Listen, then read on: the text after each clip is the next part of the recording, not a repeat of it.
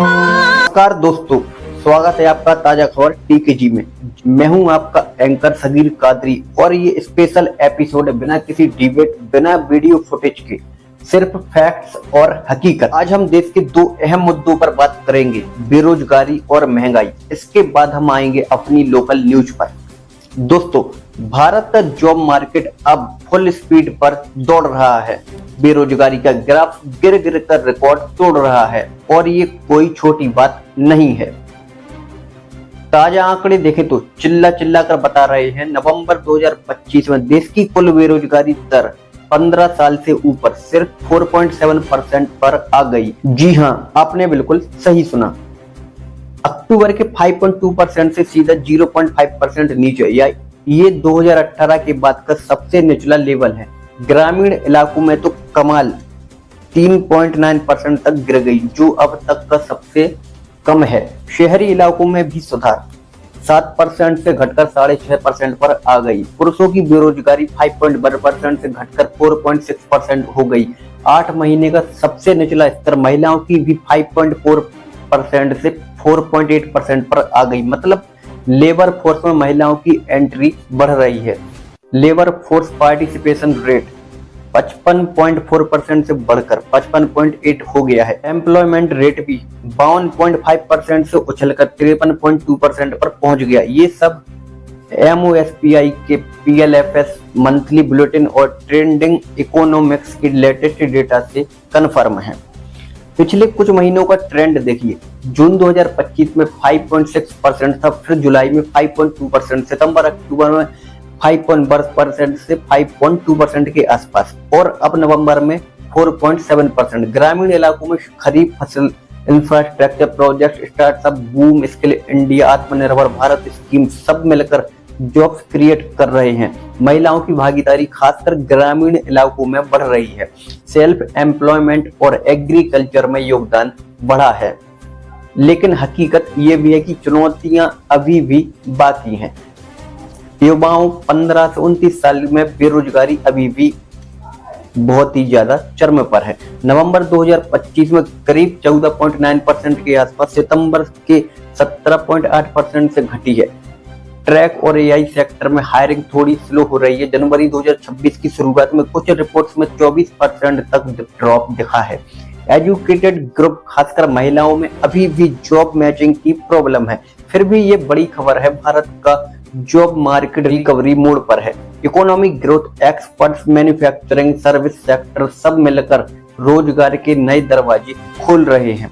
आत्मनिर्भर भारत अब सिर्फ स्लोगन नहीं, आंकड़ों में भी साबित हो रहा है। देश में महंगाई की स्थिति ऐतिहासिक रूप से कम है।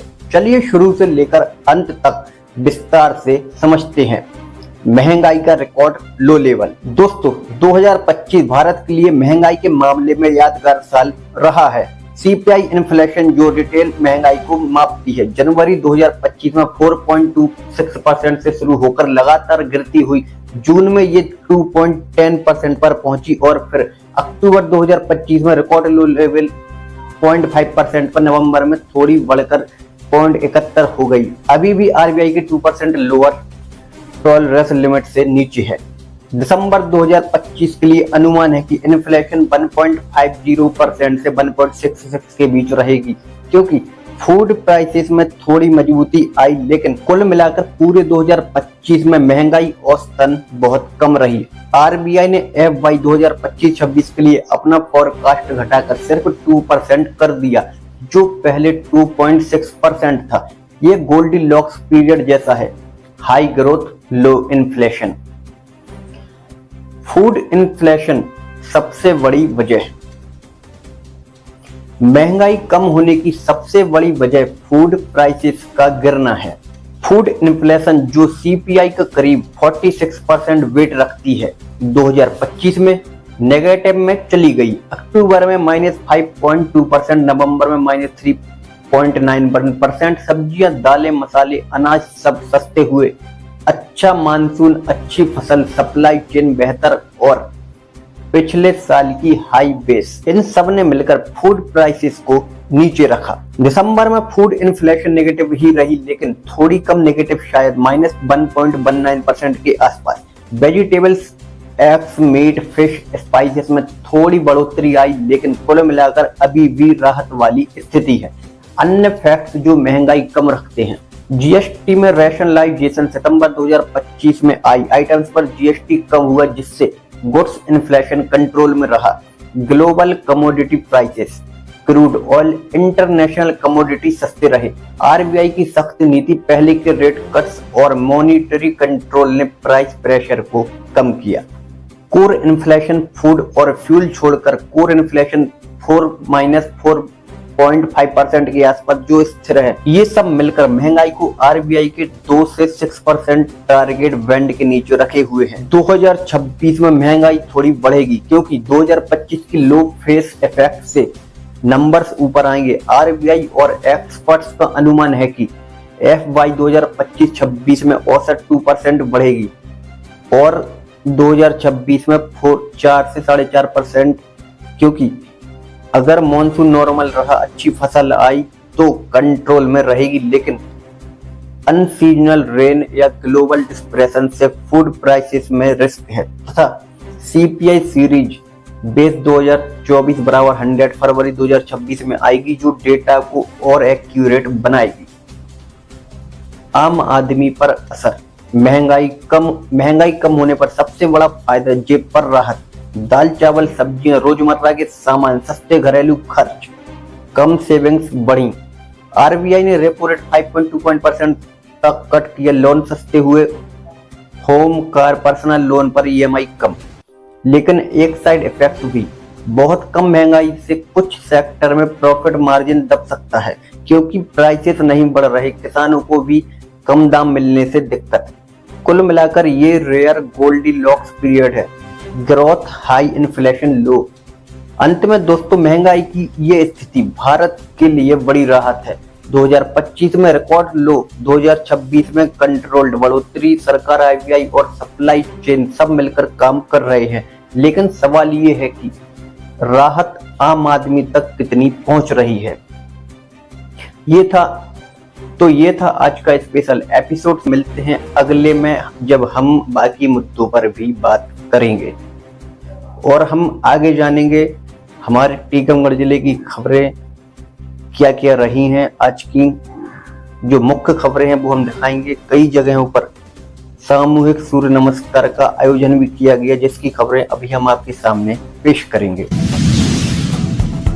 केंद्रीय सामाजिक न्याय और अधिकारिता मंत्री डॉक्टर वीरेंद्र कुमार के मुख्य आतिथ्य में नजरबाग मैदान टीकमगढ़ में स्वामी विवेकानंद जी की जन्म जयंती युवा दिवस के अवसर पर जिला स्तरीय सामूहिक सूर्य नमस्कार कार्यक्रम आयोजित किया गया। इस अवसर पर श्रीमती सरोज राजपूत, श्री विवेक चतुर्वेदी, सांसद प्रतिनिधि श्री अनुराग वर्मा, पूर्व विधायक टीकमगढ़ श्री के श्रीवास्तव, श्री अभय यादव, अन्य जनप्रतिनिधि गण, कलेक्टर श्री विवेक श्रोत्रिय, जिला पंचायत सीईओ श्री नवनीत कुमार धुर्वे, अपर कलेक्टर श्री शिव प्रसाद मंडराह सहित संबंधित अधिकारी गणों, विभिन्न विद्यालयों के छात्र छात्राएं, शिक्षक तथा स्थानीय जनों ने सामूहिक रूप से सूर्य नमस्कार किया। दर्शन, आध्यात्म और योग के साथ में जुड़ने का भाव हमारे युवाओं को, हमारे समुदाय को मिलता है। इसको, परंपरा को निरंतरता के साथ में हमें आगे बढ़ाने के लिए सजग भी रहना चाहिए, जागरूक भी रहना चाहिए। और ऋषियों मुनियों ने जो परंपरा हमको दी है, धरोहर दी है, ये धरोहर को, विरासत को माननीय प्रधानमंत्री जी के द्वारा स्वामी विवेकानंद जी जयंती के अवसर पर सूर्य नमस्कार को जन जन तक पहुँचाने की जो पहल की गई है, ये वास्तव में बहुत सराहनीय। भारतीय जनता युवा मोर्चा ने स्वामी विवेकानंद की जयंती पर किया नमन। वही मैराथन यात्रा में भाजपाई हुए सम्मिलित। टीकमगढ़ में आज स्थानीय एक्सीलेंस स्कूल के पास भारतीय जनता युवा मोर्चा द्वारा आयोजित स्वामी विवेकानंद की जयंती के अवसर पर प्रतिमा स्थल पर माल्यार्पण किया गया, जिसमें मुख्य रूप से केंद्रीय मंत्री डॉक्टर वीरेंद्र कुमार, भाजपा जिला अध्यक्ष श्रीमती सरोज राजपूत, भाजयुमो जिला अध्यक्ष इंजीनियर अभय प्रताप सिंह यादव सहित बड़ी संख्या में पदाधिकारी व कार्यकर्ता उपस्थित रहे। वहीं पीजी कॉलेज में स्वदेशी वस्तुओं को अपनाने का संदेश लेकर मैराथन यात्रा निकाली गई, जिसमें भाजपा कार्यकर्ता उपस्थित रहे। केंद्रीय मंत्री डॉक्टर वीरेंद्र कुमार ने कहा कि स्वामी विवेकानंद युवाओं की प्रेरणा स्रोत हैं। विवेकानंद जी के जीवन से आज के युवाओं को बहुत कुछ सीखने की जरूरत है। देश के लिए त्याग व तपस्या का जीवन सार्थक है। भाजपा जिला अध्यक्ष श्रीमती सरोज राजपूत ने कहा कि युवा मोर्चा द्वारा आयोजित स्वामी विवेकानंद की जयंती के अवसर पर माल्यार्पण कर उनके संदेशों को याद किया गया। युवाओं व हम सबको उनके जीवन से मार्गदर्शन लेना चाहिए, जो आगे चलकर देश हित के कार्यक्रमों से हमें जोड़ता है। भाजयुमो जिला अध्यक्ष इंजीनियर अभय प्रताप सिंह यादव ने कहा कि भारतीय जनता युवा मोर्चा द्वारा आयोजित विगत वर्षों की भांति इस वर्ष भी स्वामी विवेकानंद की जयंती पर आयोजित कार्यक्रम में प्रतिमा स्थल पर माल्यार्पण किया गया। स्वामी विवेकानंद का व्यक्तित्व युवाओं में राष्ट्र के प्रति भावना की ऊर्जा का प्रवाह कराता है। स्वामी विवेकानंद का दर्शन कौशल में हमें अपने देश के भूतकाल को गर्व के साथ देखना है और भविष्य में अपनी भारतीय संस्कृति को सहेज कर दुनिया में अपनी विशिष्ट पहचान रखते हुए आगे बढ़ते जाना है। स्वामी विवेकानंद एक हिंदू हृदय सम्राट के रूप में जाने जाते हैं। भारत के एक महान आध्यात्मिक गुरु, दार्शनिक और समाज सुधारक स्वामी विवेकानंद का जन्म 12 जनवरी 1863 को हुआ था। शिकागो धर्म संसद में स्वामी का वसुधैव कुटुंबकम के भाषण ने पूरी दुनिया को प्रभावित किया। स्वामी विवेकानंद की जयंती पर आयोजित माल्यार्पण कार्यक्रम में वरिष्ठ नेता विवेक चतुर्वेदी, सांसद प्रतिनिधि अनुराग वर्मा, मनोज तिवारी, रितेश भदौरा, प्रत्येंद्र संघई, गोपाल राय, जन्मेजय तिवारी, विभा श्रीवास्तव, रिंकी भदौरा, ब्रजकिशोर तिवारी, मुन्नालाल साहू, आदित्य योगी, बालकिशन विश्वकर्मा, शक्ति दोंदरिया, रोहित बैसाखी, पंकज प्रजापति, चीकू यादव, स्वप्निल तिवारी, जेके यादव, उत्कर्ष श्रीधर, विनायक रावत, अशोक मेडी राय, के अग्रवाल, देवेंद्र सेन, ऋषि यादव, अंकित तिवारी, प्रवीण चौधरी, विनय सेन, संस्कार रजक, अक्षय सिंह परमार, मनोहर अहरवार, गंधर्व सिंह, रिद्धुमन सोनी सहित बड़ी संख्या में कार्यकर्ता उपस्थित रहे। स्वामी विवेकानंद की जन्म जयंती पर ग्राम लार बंजारिया माध्यमिक शाला लार बंजारिया एक परिसा एक शाला में आयुष विभाग से शासकीय होम्योपैथिक औषधालय लार बुजुर्ग प्रभारी प्रदीप कुमार चतुर्वेदी के द्वारा सूर्य नमस्कार करवाया गया एवं शाला के सभी स्टाफ एवं बालक बालिकाओं को ब्राह्मी आसन और भी अनेकों आसन करवाए गए। योगासनों में क्या लाभ होता है, इसके बारे में विस्तार से जानकारी दी गई। औषधि पौधों आयुष विभाग की गतिविधियों के बारे में विस्तार से जानकारी दी एवं शाला के प्रधान अध्यापक रजनी अग्रवाल के द्वारा सभी लोगों का आभार व्यक्त किया गया। कार्यक्रम में प्रमुख रूप से पालक शिक्षक संघ अध्यक्ष श्याम सुंदर गौतम, देवेंद्र जैन, गायत्री मिश्रा, प्रियंका भारद्वाज, अंजलि खरे, रूपा तिवारी, राजकुमार शुक्ला, जावेद खान, सावित्री शर्मा, राजकुमारी यादव, आशा राज, सोनिया नायक एवं ग्रामीणों एवं समस्त स्टाफ का भरपूर सहयोग रहा। तैयार हो जाएंगे। प्रार्थना की मुद्रा है प्रथम मुद्रा।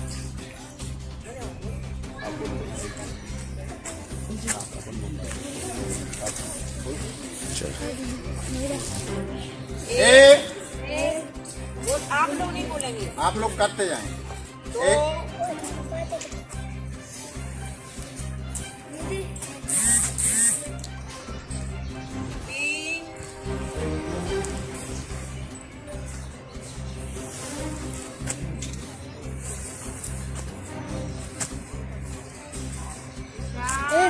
उसने भी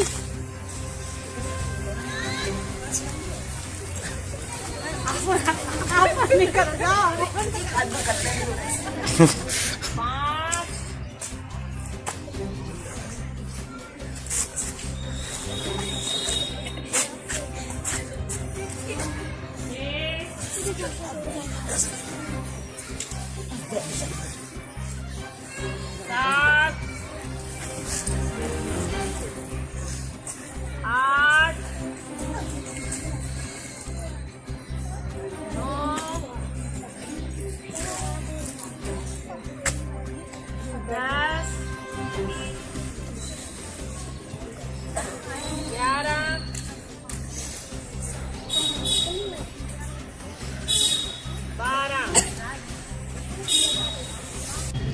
आपका नाम क्या है?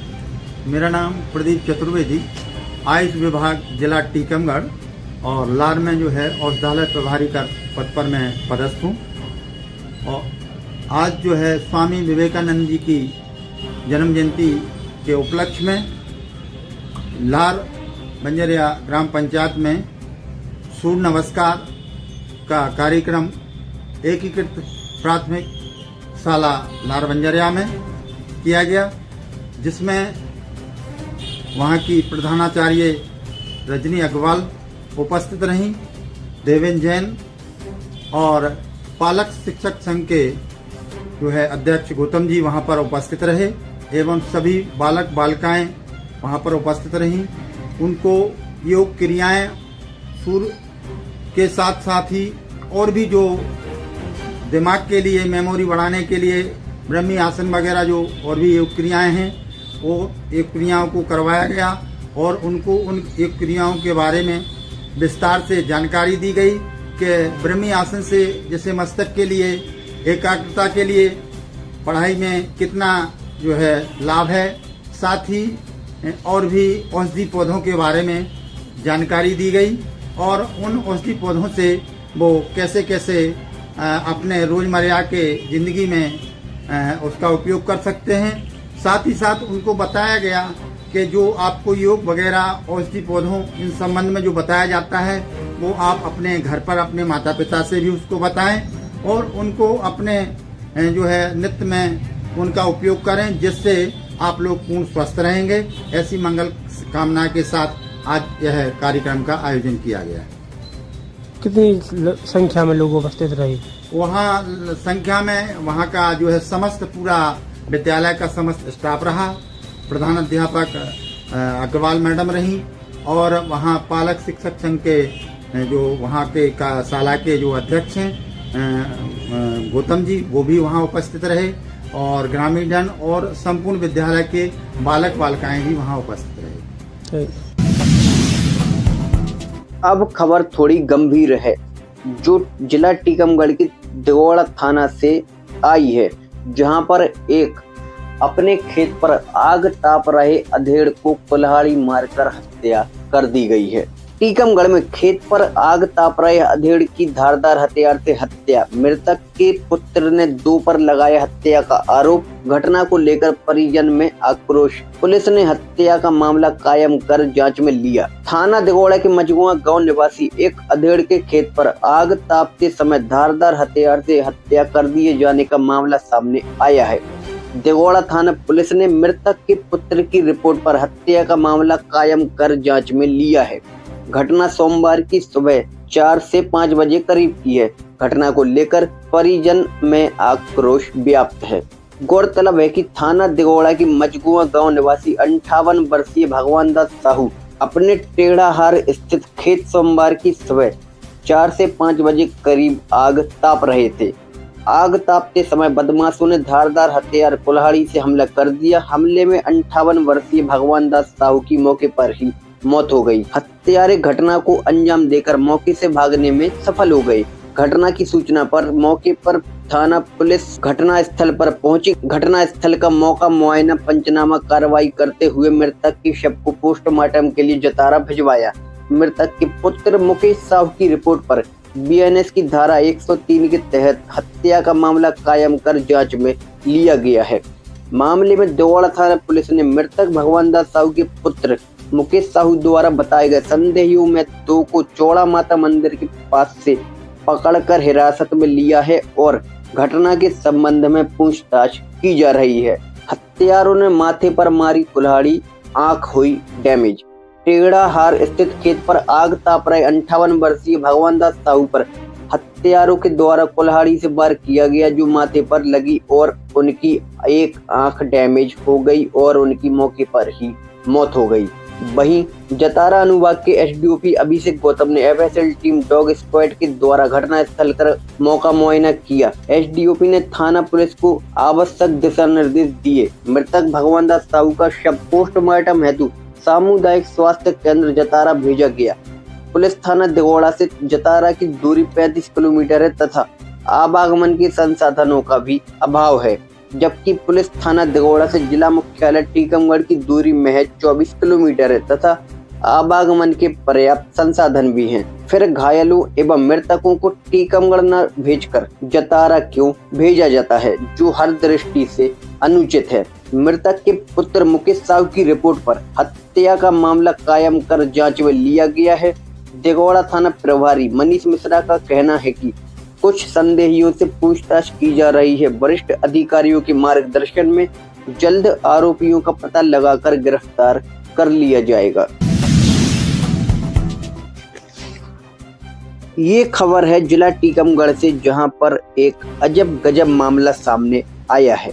कहते हैं कि किसी युवक को फंसाने या बचाने के लिए लड़की या महिला का बयान ही काफी होता है, फिर चाहे वह उसकी पत्नी ही क्यों ना हो। ठीक इसी तरह का एक मामला टीकमगढ़ से सामने आया है, जहां पर प्रेम विवाह करने के बाद लड़की के मायके वाले लड़की पर उसके ही पति को झूठे दुष्कर्म के मामले में फंसाने का दबाव डाल रहे हैं, जिसको लेकर महिला और उसके पति ने पुलिस अधीक्षक कार्यालय में लिखित शिकायत दर्ज कराई है। बताया गया है कि टीकमगढ़ जिले के कांटी गांव के रहने वाले राजेंद्र पाल ने मिनोरा की रहने वाली युवती ममता रेकबार से प्रेम विवाह किया है, जिसके बाद से ही युवती के मायके वाले उसके ससुराल में आकर उसे ले जाते हैं और युवती से कहते हैं कि युवक पर दुष्कर्म का झूठा केस दर्ज करवाओ। ऐसा युवती ने स्वयं कहते हुए आरोप लगाया है। लड़की ने आगे आशंका जताते हुए ये भी कहा कि पुलिस अधिकारियों की भी इस मामले में मिलीभगत है, जिसकी शिकायत पीड़ितों ने एसपी कार्यालय में लिखित शिकायती आवेदन देकर